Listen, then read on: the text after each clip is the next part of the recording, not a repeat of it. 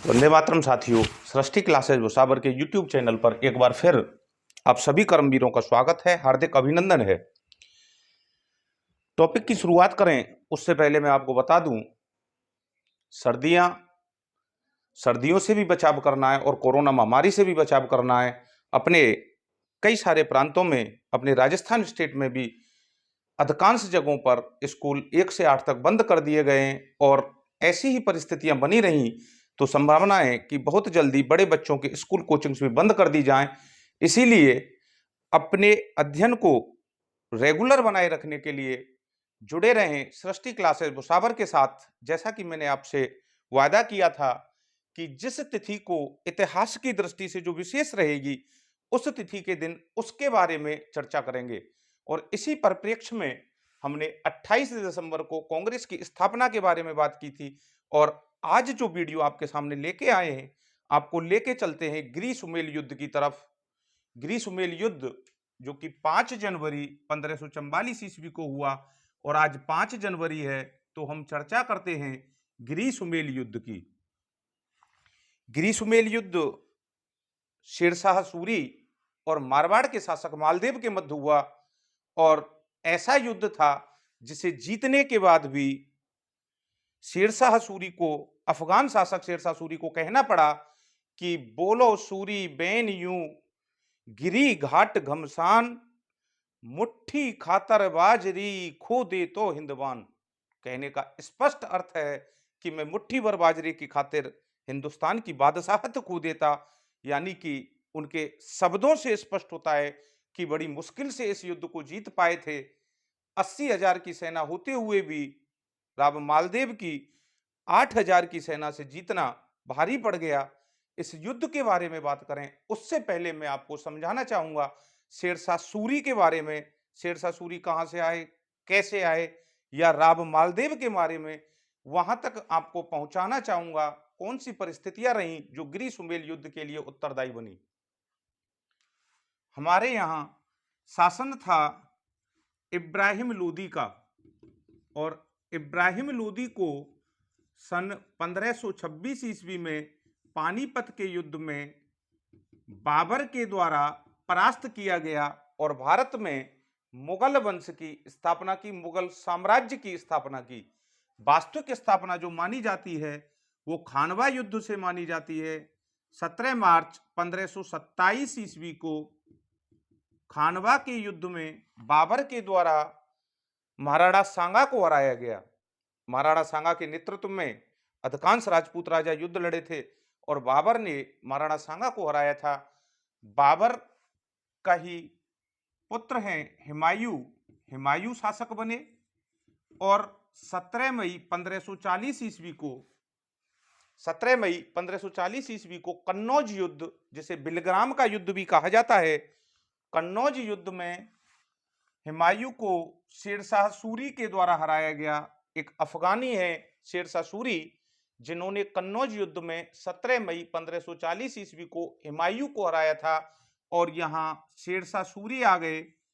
और जब शेरशाह सूरी भारत की राजनीतिक स्थितियों पर नियंत्रण करने के लिए अपनी सेना को चारों तरफ बिखेर देते हैं, पंजाब, सिंध, बिहार और बंगाल। पहला कारण तो यही रहा, जब शेरशाह सूरी राजनीतिक नियंत्रण स्थापित करने का प्रयास कर रहे हैं तो अपनी सेना को चारों तरफ बिखेर देते हैं और शेरशाह सूरी इस स्थिति में नहीं होते कि वो मारवाड़ पर आक्रमण कर सकें। और मारवाड़ के शासक हैं राम मालदेव, जो कि एक महत्वाकांक्षी शासक हैं। राम मालदेव के द्वारा अपने पिता राव गंगा की झरोके से गिराकर हत्या की गई थी और अपने पिता को मारकर शासक बनते हैं। तो इससे स्पष्ट यही है कि राम मालदेव एक महत्वाकांक्षी शासक हैं। जैसे ही वो देखते हैं कि शेरशाह सूरी इस स्थिति में नहीं है कि मारवाड़ पर आक्रमण कर सके, तो अपनी सीमाओं का विस्तार करना प्रारंभ कर देते हैं। शेरशाह सूरी जब भारत पर राजनीतिक नियंत्रण स्थापित करने का प्रयास कर रहे हैं, अपनी सेनाओं को चारों तरफ बिखेर रखा है, तो राम मालदेव के द्वारा अपनी सीमाओं का विस्तार किया गया। नंबर एक कारण। दूसरा बड़ा कारण जो बनता है राम मालदेव का, जिनके द्वारा साथ दिया गया उन पर भी राम मालदेव ने आक्रमण किया। तो अपने पड़ोस के राज्य के लोग थे, राजा थे, वो इनके विरोधी हो गए। राम मालदेव के द्वारा भाद्राजून पर आक्रमण किया गया, जहां के शासक थे स्वामी वीरा। स्वामी वीरा को राम मालदेव के द्वारा हराया गया। इसमें सहयोग करने वाले थे मेड़ता के बीरमदेव। मेड़ता के बीरमदेव के सहयोग को भाद्राजून को जीता है। भाद्राजून को जीतने के बाद जब नागौर का शासक दौलत खां मेड़ता पर आक्रमण करने का प्रयास करता है, तो नागौर के शासक दौलत खां को राम मालदेव के द्वारा हराया गया और नागौर पर अधिकार कर लिया। भाद्राजून पर अधिकार किया, नागौर पर अधिकार किया, तथा बाद में जब राव बीरमदेव से संबंध खराब हो गए तो राव बीरमदेव को हराकर मेड़ता व अजमेर पर अधिकार कर लिया। राम मालदेव अपनी सीमाओं के विस्तार में लगे हुए हैं। राम मालदेव के द्वारा भाद्राजून पर अधिकार कर लिया गया, राम मालदेव के द्वारा नागौर पर अधिकार कर लिया गया और राम मालदेव के द्वारा मेड़ता व अजमेर पर अधिकार कर लिया गया। राम मालदेव के दो वीर सेना नायक देखने को मिलते हैं, जैता और कूपा। राम मालदेव के द्वारा अपने सेना नायक कूपा के नेतृत्व में जांगल देश पर चढ़ाई की गई, बीकानेर पर चढ़ाई की गई, जिसे पहोबा के युद्ध के नाम से जाना जाता है, या इसे साहेबा का युद्ध भी कहा जाता है। पहोबा युद्ध में राव कूपा के द्वारा यहाँ के शासक राव जैतसी को हराया गया और राव जैतसी इस युद्ध में वीरगति को प्राप्त हुए। राव जैतसी मारे जाते हैं और राम मालदेव का अधिकार जांगल देश पर हो जाता है। जांगल देश पर राम मालदेव का अधिकार हो गया। जांगल देश पर अधिकार होने के बाद यहां राव जैतसी के जो पुत्र हैं राव कल्याणमल, ये भी इनके विरोधी हो जाते हैं। अब बात करें शेरशाह सूरी की। शेरशाह सूरी के लिए दूसरा बड़ा कारण बनता है कि जो शेरशाह सूरी ने हुमायूं को हराया था, हुमायूं को राव मालदेव के द्वारा मारवाड़ आने का निमंत्रण दिया गया।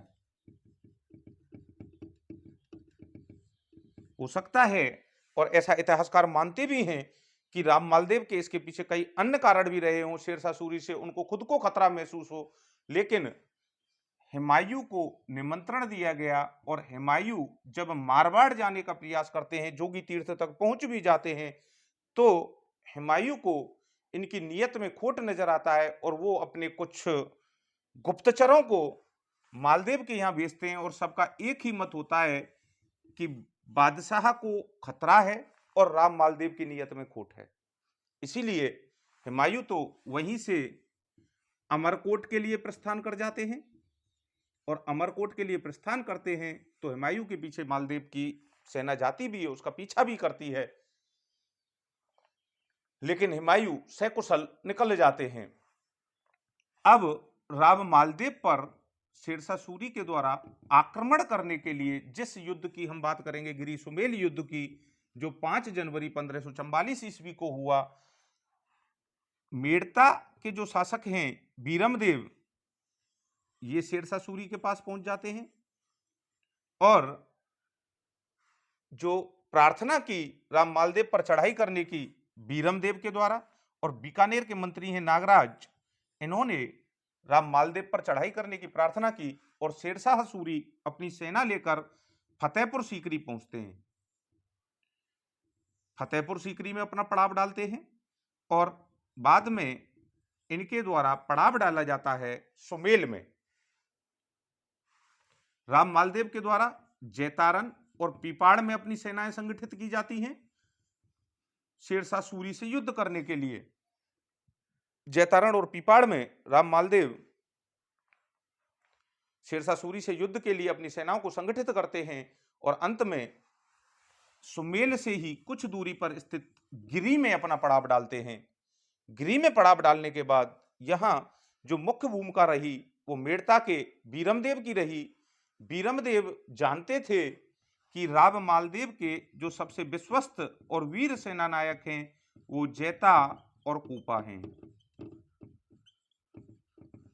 कूपा जैता के रिश्ते में चाचा लगते थे, ये चाचा भतीजे हैं दोनों। अब बीरमदेव जैता और कूपा के शिविरों में अपने लिए सिरोही की तलवार खरीदने के लिए, यानी कि कूटनीति से जीता गया युद्ध था, सिरोही की तलवार खरीदने के लिए और कंबल खरीदने के लिए दोनों के शिविरों में 20-20 हजार रुपए भिजवाते हैं, तथा शेरशाह सूरी के जाली फरमान लगे हुई ढालों को मालदेव के सरदारों के यहां बिकवा दिया जाता है अपने गुप्तचरों के माध्यम से। यह काम है बीरमदेव का, और आधा युद्ध यहीं जीत लिया जाता है। यानी कि मालदेव के मन में आशंका व्यक्त कर दी जाती है और मालदेव को सूचना पहुंचा दी जाती है कि आपके सरदार बिक चुके हैं, आपके सेना नायक बिक चुके हैं, जैता और कूपा बिक चुके हैं। जैता और कूपा की स्वामी भक्ति पर संदेह मालदेव के मन में भरा जाता है और इसमें सफल रहते हैं शेरशाह सूरी और बीरमदेव। और राम मालदेव जब शिविरों की तलाशी लेते हैं तो उनके लिए फरमान लगे हुए ढाल तथा जैता और कूपा के शिविरों से 20-20 हजार रुपए मिलते हैं। तो राम मालदेव इस युद्ध को निरर्थक समझ के कि अब इस युद्ध का कोई मतलब नहीं है, जब मेरे सेना नायक और मेरे साथी सरदार ही बिक चुके हैं तो इस युद्ध का कोई मतलब नहीं। अब मुझे जो करना है वो मेरे दुर्ग की रक्षा करनी है, मेरी प्रजा की रक्षा करनी है, और मुझे उस सुरक्षा के प्रबंध में लगना चाहिए, ना कि युद्ध में। और राव मालदेव गिरी सुमेल से अपने लगभग आधी सेना को लेकर चले जाते हैं। अब बड़ा प्रश्न जैता और कूपा के सामने है, सेना भी आधी रह गई, युद्ध किया जाए या पलायन किया जाए। पलायन करना वीरों की कहीं था ही नहीं कि वो युद्ध से पलायन कर जाएं, ऐसा उनके शब्दकोश में ही नहीं था। और जैता कूपा के द्वारा वीरता के साथ शेरशाह सूरी से युद्ध किया जाता है, केवल अपने 8000 सैनिकों के साथ, और शेरशाह सूरी की सेना है 80,000 की। और इस 80,000 की सेना को 8,000 राठौड़ वीर सैनिक जब हराने की स्थिति में आ जाते हैं, और जब शेरशाह सूरी को लगने लगता है कि अभी हम हारने की स्थिति में हैं, ऐसी परिस्थिति में जलाल खां जलवानी सेना लेकर पहुंचते हैं, जो कि शेरशाह सूरी के सेना नायक हैं। और जलाल खां जलवानी के द्वारा शेरशाह सूरी का सहयोग किए जाने पर शेरशाह सूरी की विजय होती है और शेरशाह सूरी हारते हारते बचते हैं। इसीलिए शेरशाह सूरी के द्वारा कहा गया कथन है कि बोलो सूरी बेन यूं गिरी घाट घमसान, मुट्ठी खातर बाजरी खो दे तो हिंदवान। यानी कि वे मुट्ठी भर बाजरे के लिए हिंदुस्तान की बादशाहत खो देता।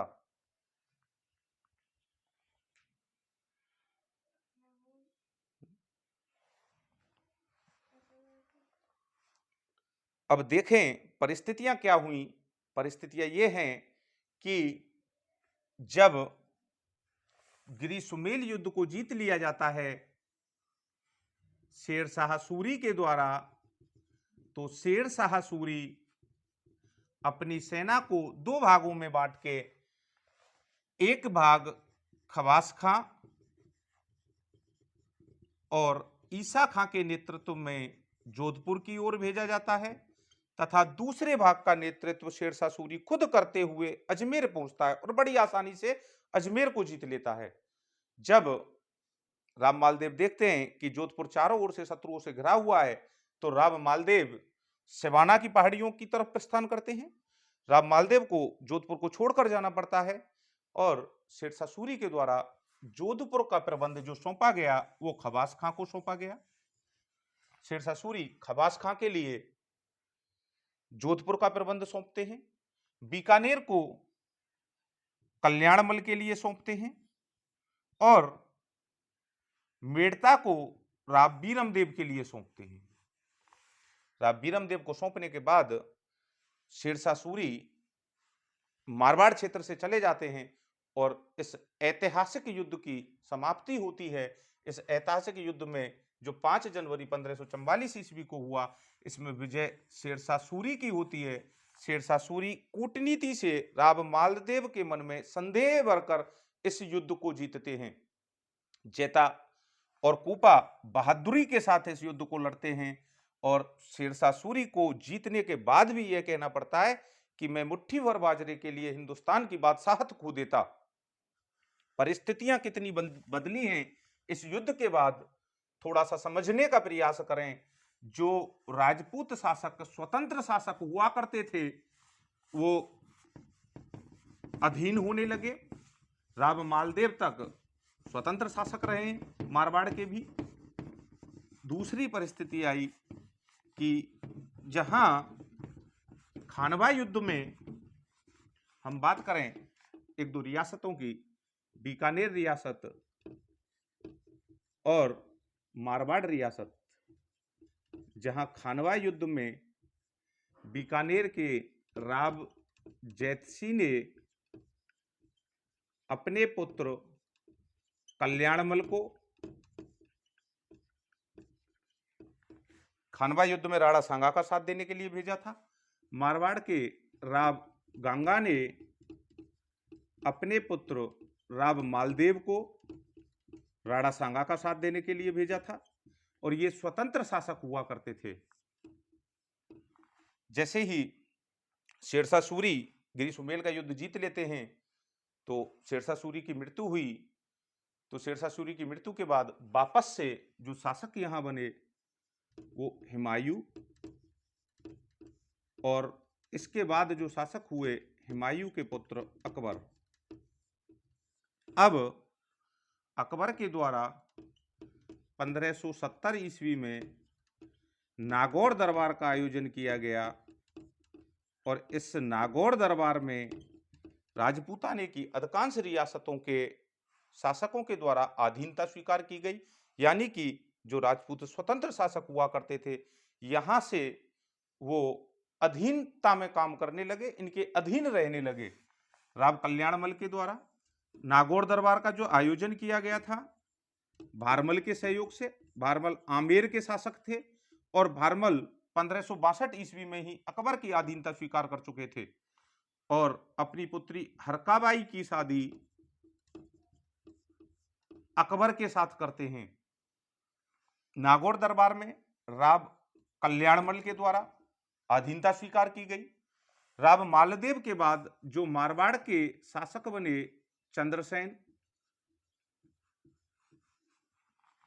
चंद्रसेन भी नागौर दरबार में उपस्थित होते हैं, लेकिन नागौर दरबार में अधीनता स्वीकार किए बिना ही वो वापस आ जाते हैं और प्रताप के साथ मिलकर अकबर को विफल करने का प्रयास करते रहते हैं।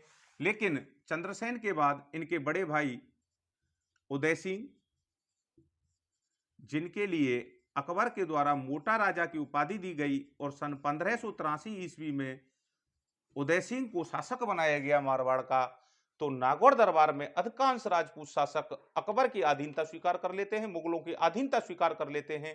एक हम प्रताप को छोड़ दें और चंद्रसेन को छोड़ दें, इसीलिए मारवाड़ का प्रताप भी कहा जाता है चंद्रसेन को। लेकिन मारवाड़ भी चंद्रसेन की मृत्यु के बाद जब उदय सिंह को शासक बनाया जाता है 1583 ईस्वी में, उदय सिंह भी अपनी बेटी भानुमती या जगत गोसाई की शादी अकबर और हरकाबाई के पुत्र सलीम के साथ करता है और अधीनता स्वीकार कर लेता है अकबर की।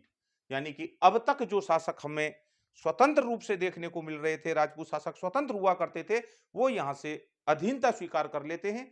इस परिप्रेक्ष्य में हमने बात की खानवा युद्ध की।